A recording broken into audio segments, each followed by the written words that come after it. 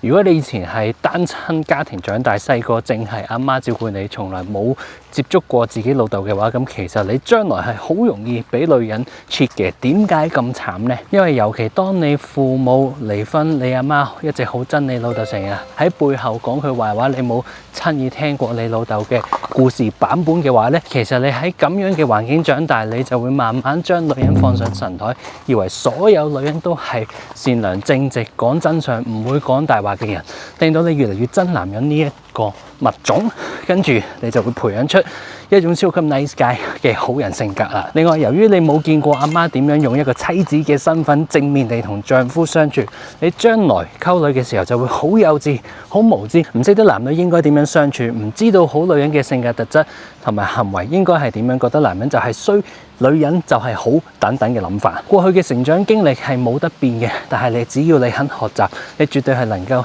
喺呢一刻開始改變你嘅未來。所以你唔想將來兩性關係搞到一團糟嘅話，就由依家開始的起心肝，學習正確嘅男女相處之道啦。